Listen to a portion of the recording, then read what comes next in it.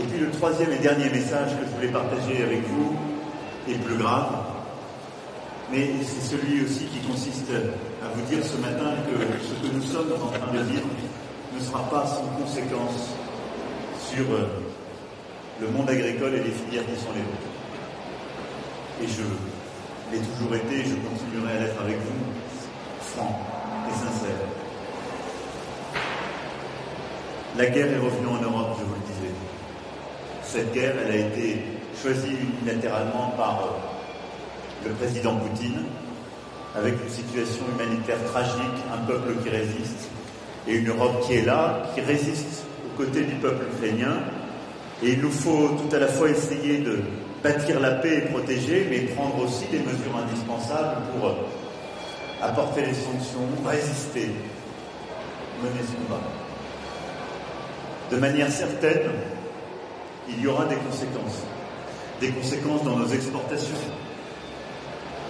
pour les grandes filières que vous représentez et pour lesquelles la Russie elle-même, mais plusieurs autres pays de la région qui sont d'ores et déjà impactés, qui seront plus encore, ont des conséquences. Nous savons que sur les débouchés du vin, aux céréales et à beaucoup d'autres secteurs, nous aurons des sujets. Ce ne sera pas sans conséquence sur l'augmentation des coûts de l'énergie, ce ne sera pas sans conséquence sur l'alimentation du bétail, son coût, peut-être même la capacité à fournir. Et donc nous sommes en train de bâtir, et le ministre le fera dans les prochaines heures avec vous, un plan de résilience, d'abord pour sécuriser pour nos filières nos intrants, ensuite pour essayer au maximum de bâtir des boucliers en termes de coûts au niveau national et européen. Et nous en avons parlé il y a 2 jours avec l'ensemble de mes collègues et la présidente von der Leyen, et apporter des réponses dans la durée. Car si je devais vous livrer une conviction ce matin, c'est que cette crise durera.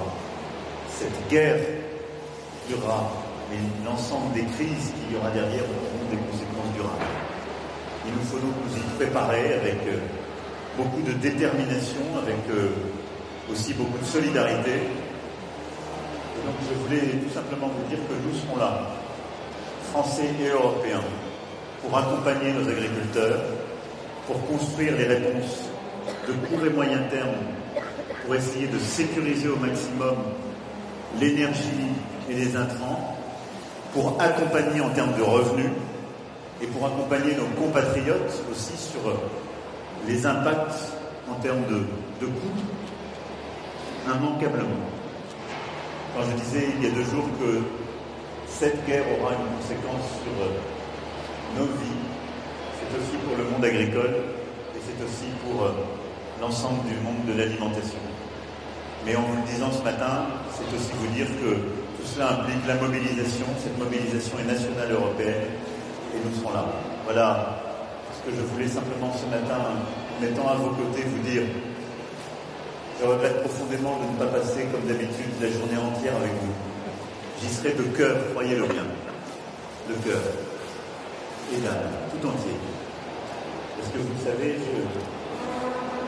je suis attaché à ce que vous portez et représentez et à ce qu'il y a derrière vous. C'est-à-dire une histoire, une tradition, un attachement de notre pays à son sol, à ses productions, à ses valeurs. Nous en avons eu besoin, nous en avons besoin, nous en aurons besoin. Et donc ensemble, nous tiendrons, quoi qu'il arrive, quoi qu'il advienne. Et je serai là à vos côtés, aujourd'hui et demain, comme je l'ai été hier, croyez-le aussi.